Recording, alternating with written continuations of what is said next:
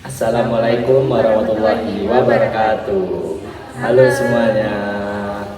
Perkenalkan, kami dari kelompok jarak. Pertama, saya Ariel Eka Tulpanca dengan NIM 4132411092. Saya Novia Rahmawati dengan NIM 4132411093. Saya Kevin Yumaharan Dapaw dengan NIM 4132411094. Dan salah satu anggota kita. Perkenalkan, saya Dia Filza Nadia dengan NIM 4132411091. Tonton sampai habis ya.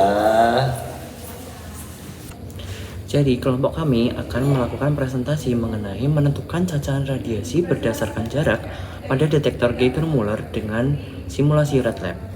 Hal ini bertujuan untuk menganalisis cacahan radiasi pada detektor Geiger-Müller berdasarkan jarak. Selanjutnya alat dan bahan. Yang pertama PC atau laptop, yang kedua software red lab, yang ketiga sumber radioaktif CO60 CS137 dan BA133, yang keempat high voltage, yang kelima preamplifier, yang keenam amplifier, yang ketujuh counter. Selanjutnya ke cara pengerjaan. Yang pertama, buka file red lab dengan cara klik kiri sebanyak 2 kali. Yang kedua, masukkan user login dengan username demo dan password demo. Yang ketiga, pilih menu administration, lalu create experiment. Yang keempat, pilih gamma eksperimen. Yang kelima, pilih sumber radiasi yang ingin digunakan, yaitu CO60, CS137, dan BA133. Yang keenam, pilih next. Yang ketujuh, pilih detektor yang ingin digunakan, yaitu detektor Geiger-Müller. Yang kedelapan, pilih next. Yang kesembilan, pilih komponen yang ingin digunakan, yaitu amplifier, preamplifier, high voltage supplier, dan counter. Yang ke-10, pilih next. Yang ke-11, isi eksperimen name dengan nama eksperimen penentuan efisiensi detektor Geiger-Müller. Yang ke-12, pilih eksperimen set as text, lalu isi dengan menganalisis cacahan sumber radiasi kepada detektor Geiger-Müller berdasarkan jarak.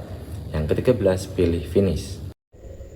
Selanjutnya, langkah percobaan. Yang pertama, pilih menu file select eksperimen, lalu pilih select, lalu ke menu instrumen, klik detektor, lalu klik ke lembar kerja. Lakukan langkah yang sama pada amplifier, preamplifier, counter, dan high supplier. Selanjutnya, klik kabel, lalu sambungkan antar alat seperti pada video.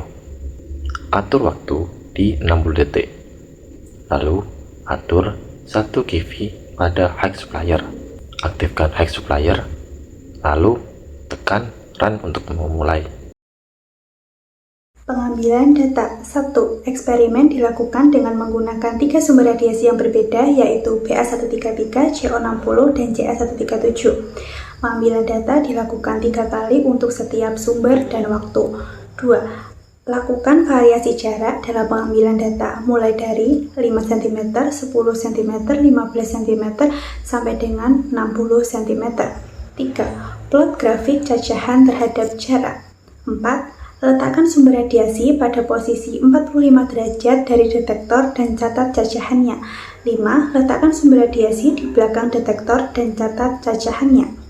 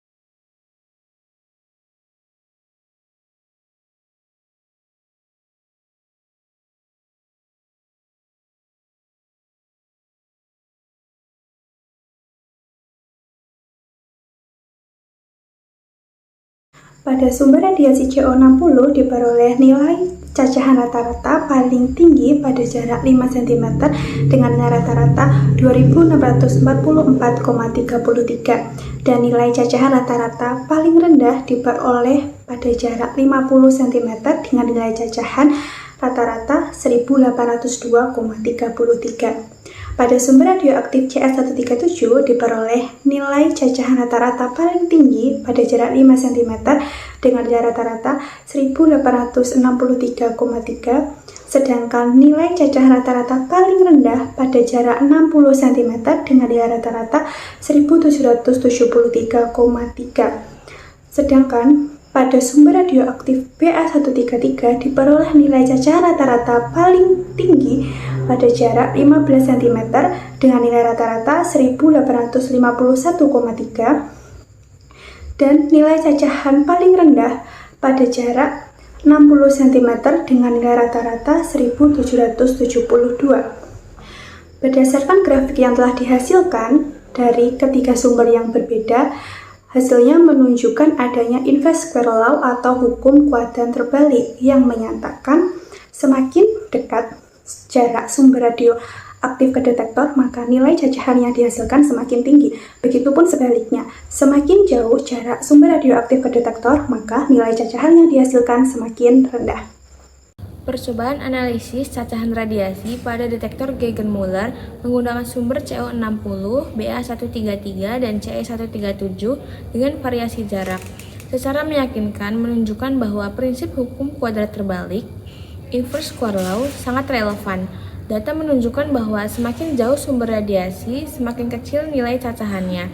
Seperti yang terlihat pada jarak terdekat dari sumber radiasi CO60 dengan nilai cacahan 2644,33 pada jarak 5 cm dan CE137 dengan nilai cacahan 1863,3 di jarak 5 cm. Sebaliknya, cacahan terendah tercatat pada jarak terjauh mencapai 1802,33 untuk CO60 di jarak 50 cm dan 1773,3 untuk CS137 di jarak 60 cm.